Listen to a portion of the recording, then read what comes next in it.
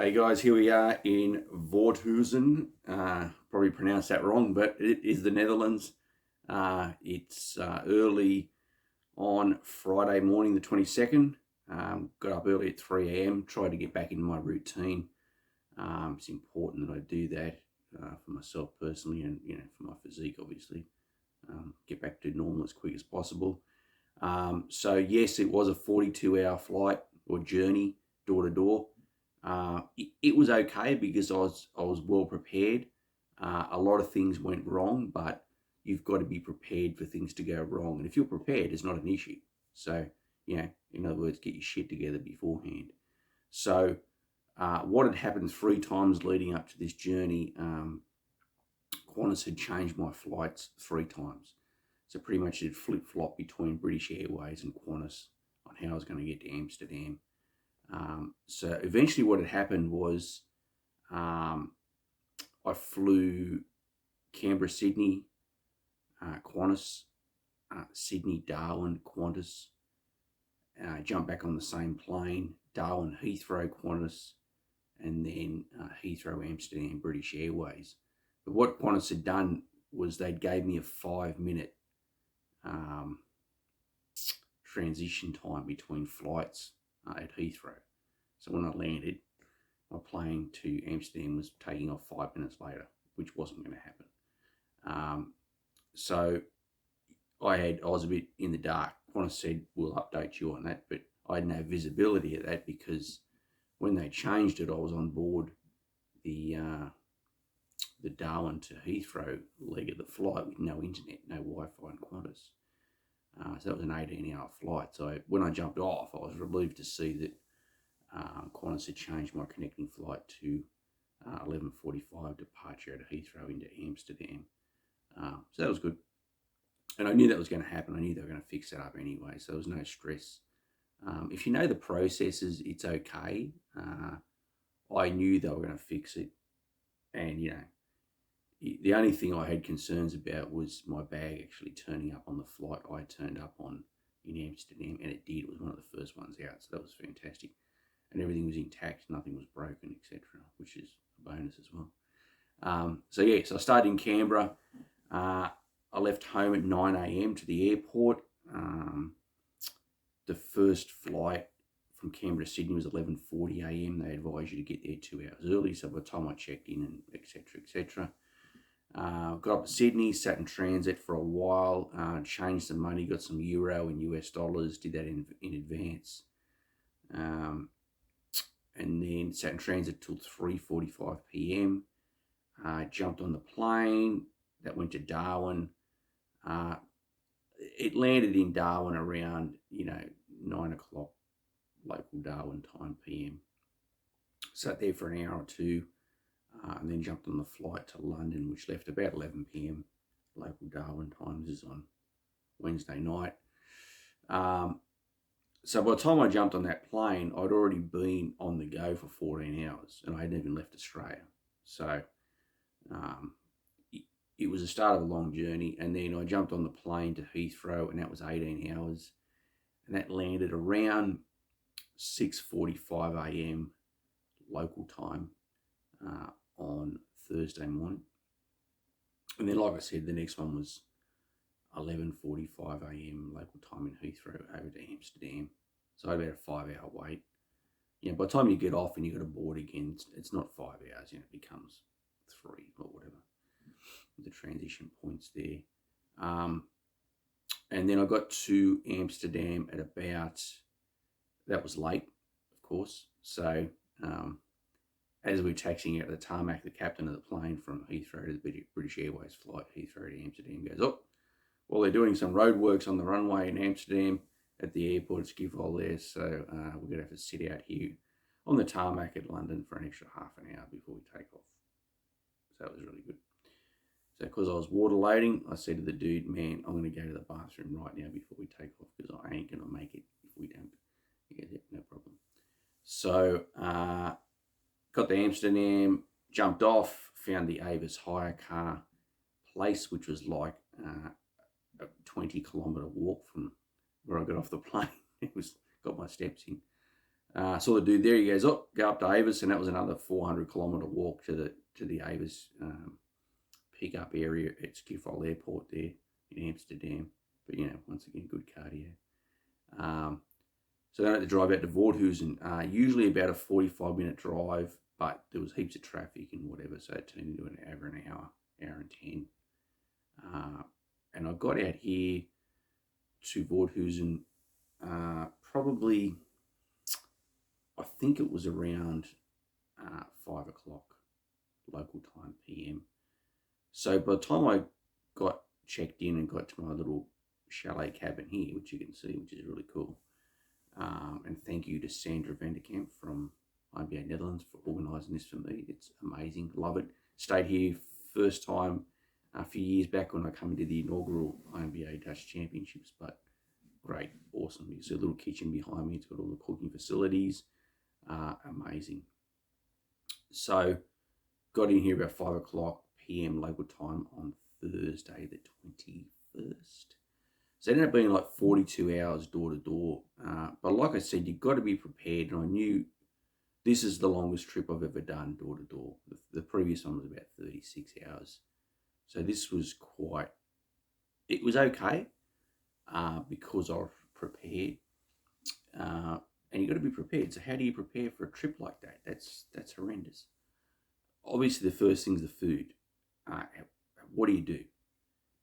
You've just got to take what you think you're going to need plus 50%. Okay? And you put that in your hand luggage on board. And then in my hold luggage, I put what I think I'm going to need after I land, between when I land and when I get to a supermarket. Okay, so in my luggage I had nuts, I had jelly beans to keep my sugar up if I needed it, and asparagus, of course, and of course herbal diuretics.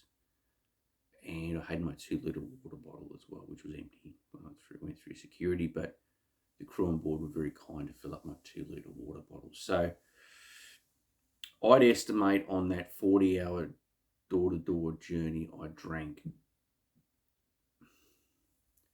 probably 16 litres of water across that time frame, which was a lot. That fills your stomach. I didn't eat much. Some nuts, a few jelly beans, the asparagus, of course. But when I jumped off, and I also had a packet of rice thins in my hand luggage.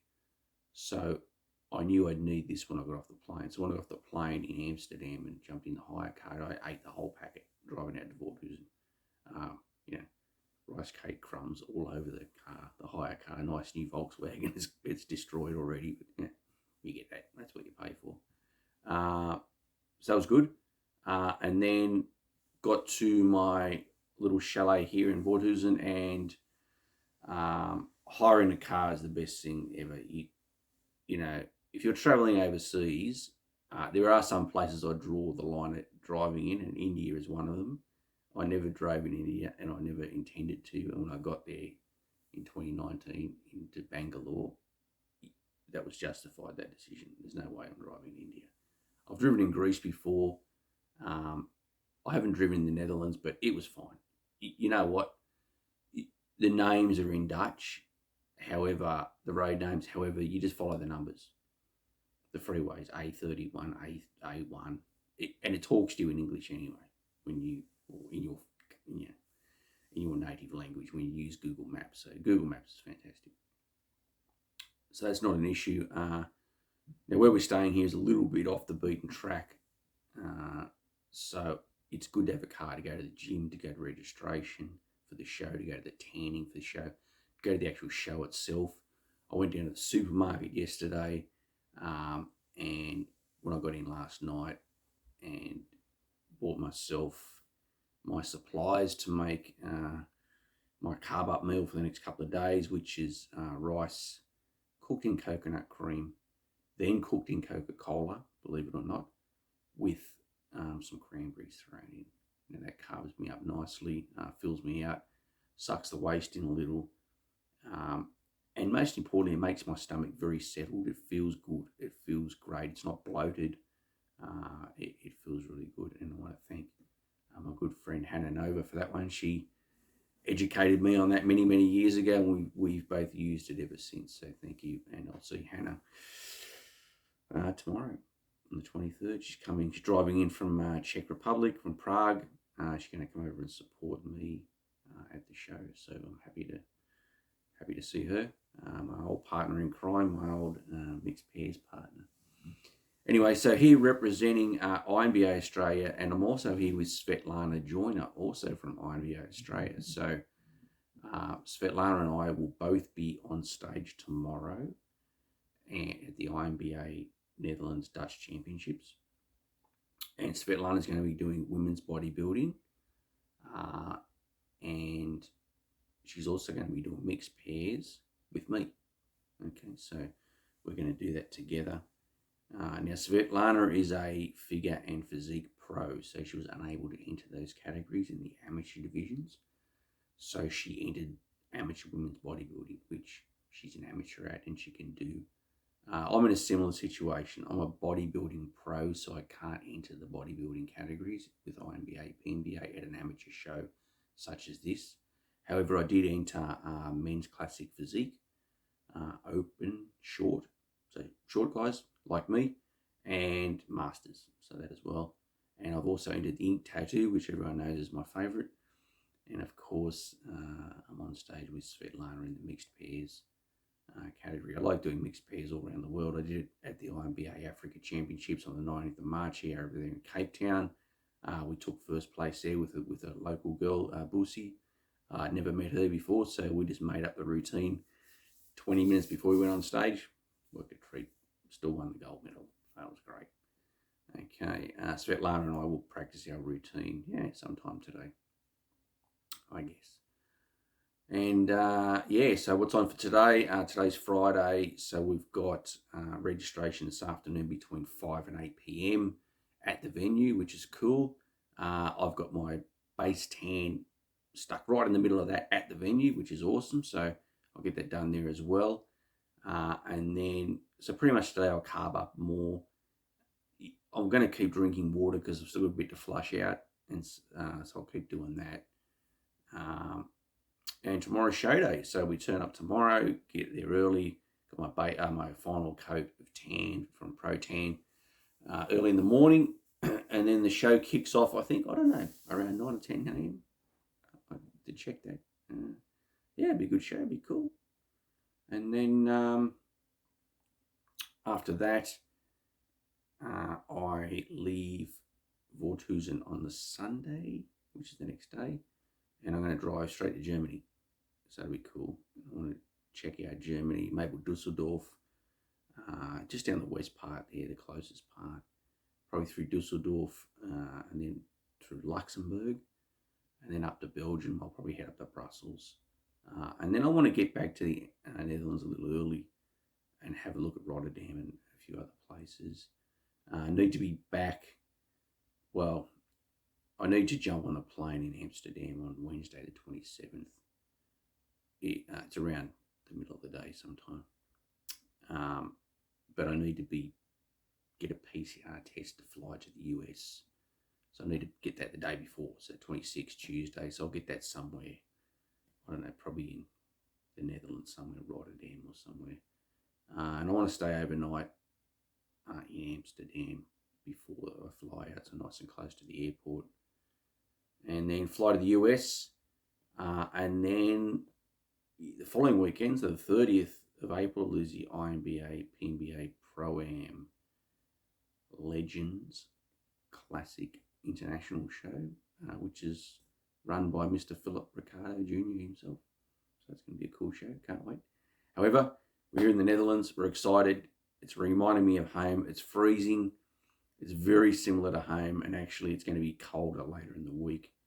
I just hope when I slide down to Germany and it's going to be a little warmer, but I doubt it. It's cold and I'm rugged up. I've got the heater cranked up here. Got in-floor heating, which is a great European feature. Love being in Europe.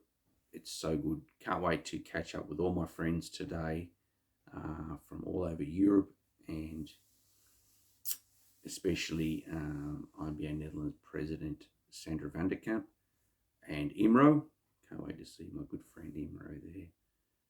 Now, this is a truly international show. We've got people from 8 countries, or competitors from 8 countries all around the world, mainly from Europe, obviously. But there's like around 90 competitors. I think it's over 80, so almost 90 competitors. So it's quite a large show. So I'm excited. Anyway, will be another update coming whenever.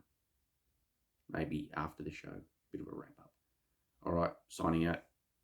Flexr6. Train hard, die harder.